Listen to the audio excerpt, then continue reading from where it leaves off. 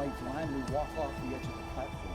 Here was this fearless man standing on the brink of eternity, yet afraid of falling a few feet to the ground. The sheriff, with his hatchet, cut the rope that held the trap door, and as John Brown fell, there was a profound stillness. He struggled a bit, his arms drawn up, his hands were clenched, until at last he dangled in death, his body swaying back and forth in the light wind. As you can imagine, it was a very solemn moment. Today, who was murdered. Let me tell you a little bit about myself. I was born in Washington, Pennsylvania. I was a prominent wheeling physician. Was very active in my medical associations. In fact, I was president of the Wheeling chapter of the American Medical Society, a forerunner of the American Medical Association. I was very active in civic affairs. I was on the Board of Public Works. I was on the Water and Gas Boards. I was even a director of the Wheeling Bridge and Terminal Company.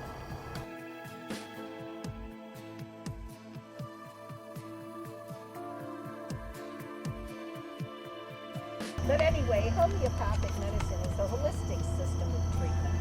And we believe as doctors using remedies that stimulate the body's own ability to heal itself.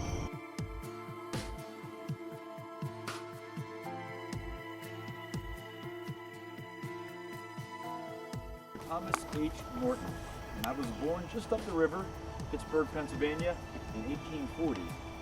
But I moved to Wheeling as a young boy and always considered it my home. I was here by the age of 7. My family came to Wheeling because they were interested in the nailing industry, which was really starting to take root in the 1840s.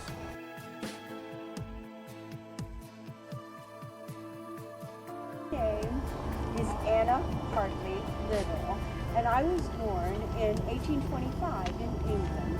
And this is the final resting place of Arthur Little and his family, his wife Hester, and 14 children.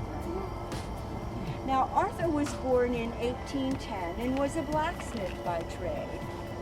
He and Mr. Busby founded Busby and Little Wagon Makers right down there by the customs house.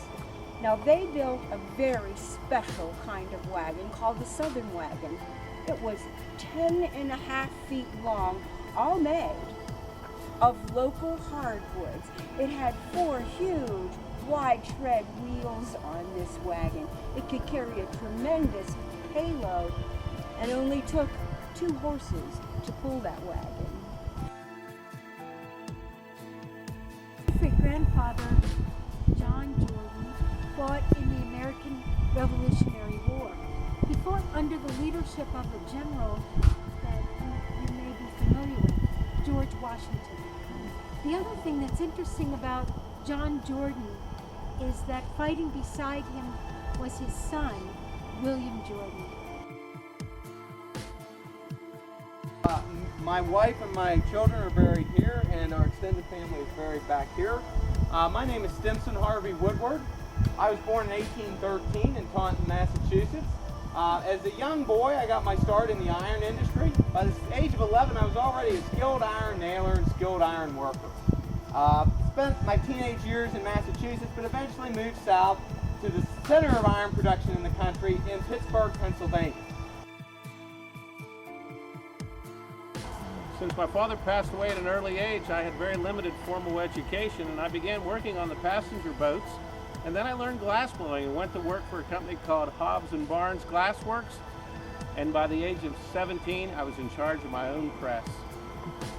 Now, in 1861, I, along with others, started a company called Central Glass Company. I was one of its directors. And that company was located in East Wheeling at the corner of McCulloch and 15th Street.